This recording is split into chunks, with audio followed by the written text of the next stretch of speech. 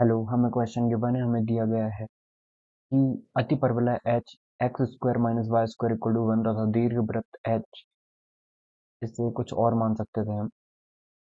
H, इसे H dash मान लेते हैं, ठीक है। तो या आप ई मान सकते हो, इसे एच नहीं होगा ये।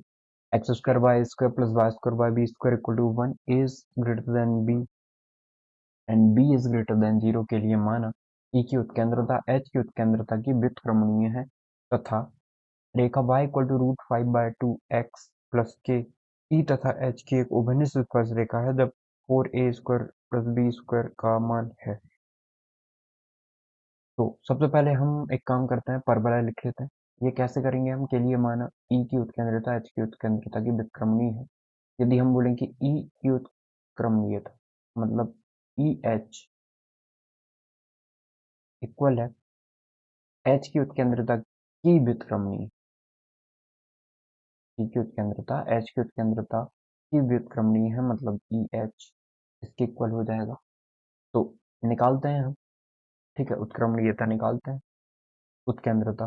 तो h कितना दिया है हमें? सबसे पहले एक्स स्क्वायर माइनस का वाई स्क्वायर इक्वल टू में 1, ठीक है। मतलब इसके अपॉन में भी 1 होगा, इसके अपॉन में भी 1 होगा। स्टैंडर्ड फॉर्म देखें तो 1 बोल सकते हैं। मतलब यदि हम यहाँ देखें तो a की वैल्यू भी 1 है और b की वैल्यू भी हमारी 1 है, ठीक है। तो ई एच यदि हम निकालना चाहें तो वो कितना आ जाएगा?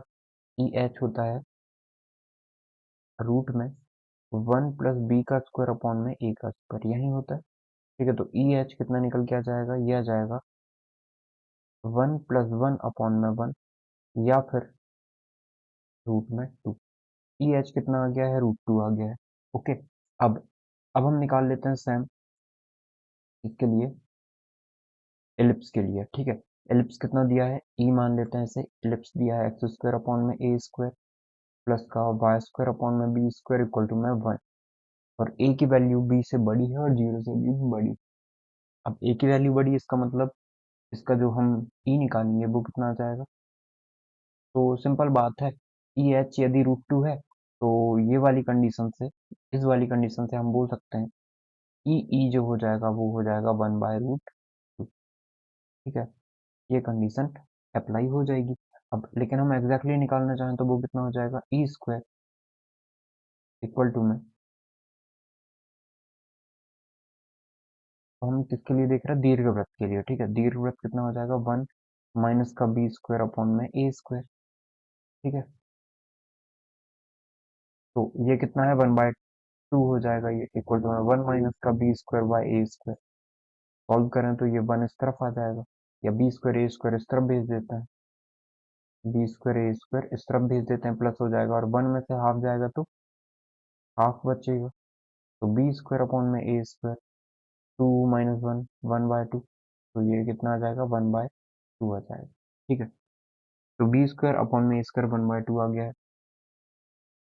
अब हमें और क्या गिवन है? एच की उभयनिष्ठ स्पर्श रेखा, ठीक है। रेखा 5 इक्वल टू में √5/2 x प्लस के ई तथा एच की उभयनिष्ठ स्पर्श रेखा। अच्छा, तो हमें बोला गया है कि हाइपरबोला,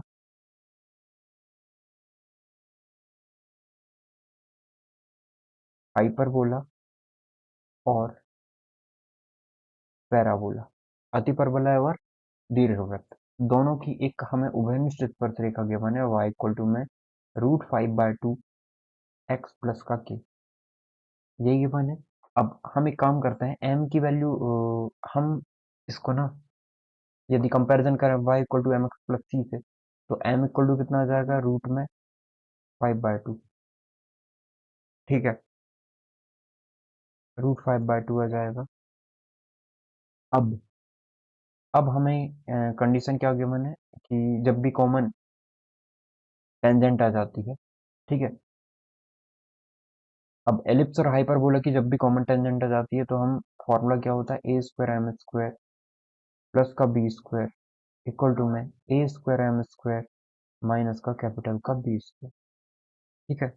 ये होता है। अब कॉमन टेंजेंसी हम निकाल लेते हैं। कॉमन टेंजेंसी मतलब जो उभयनिष्ठ स्पर्श रेखा के लिए ये इक्वेशन सेटिस्फाई करेगी, जहाँ पे स्मॉल ए स्मॉल बी जो है वो आपको पता होगा कि ये किसके लिए हम यूज कर रहे हैं। ठीक है, तो m तो स्लोप तो वहीं रहेगी, स्लोप के लिए कुछ लिखने की जरूरत नहीं है। ये ए स्क्वायर बी स्क्वायर ये किसके हैं, आपके, ये ए स्क्वायर बी स्क्वायर इलिप्स के हैं। ठीक है, और कैपिटल ए को हमने रिप्रेजेंट कर दिया है किससे, कैपिटल ए स्क्वायर और कैपिटल बी स्क्वायर। ठीक है, ये तो आपको पता ही है, वन वन है।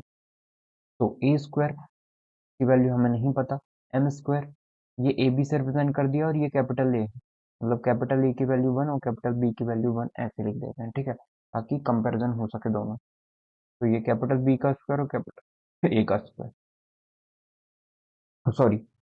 अब यदि हम एम स्क्वायर की वैल्यू रखें तो 5/2 हो जाएगी, प्लस का बी स्क्वायर हो गया। ठीक है, इक्वल टू में ए का स्क्वायर कितना है, ए का स्क्वायर वन, एम का स्क्वायर 5/2, माइनस का वन, बी का स्क्वायर माइनस का वन, तो ये आ जाएगा 5/2। ए का स्क्वायर प्लस का बी स्क्वायर इक्वल टू में 3/2 आ जाएगा। ठीक है, अब यदि हम वैल्यूज रख दें यहाँ पे, या ए स्क्वायर से डिवाइड कर दें, क्योंकि बी स्क्वायर ए स्क्वायर है हमारे पास, पता है हमें कितना है, ए स्क्वायर से डिवाइड करें तो 5/2 आ जाएगा, ये b square by A square आ जाएगा, और ये 3/2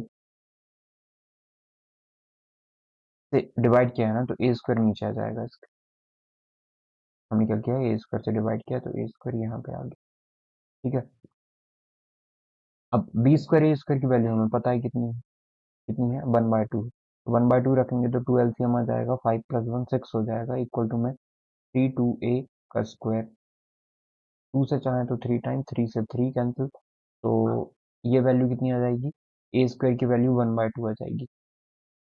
ए स्क्वायर की वैल्यू कितनी आ जाएगी जी, 1/2।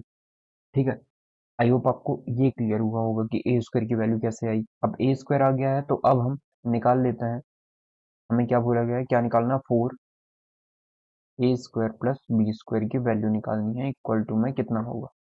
ठीक है, तो बी स्क्वायर निकाल लेते हैं। यदि ए स्क्वायर हमारा 1/2 है, तो बी स्क्वायर कितना हो जाएगा, 1/4 हो जाएगा। यदि इसको हम देखें,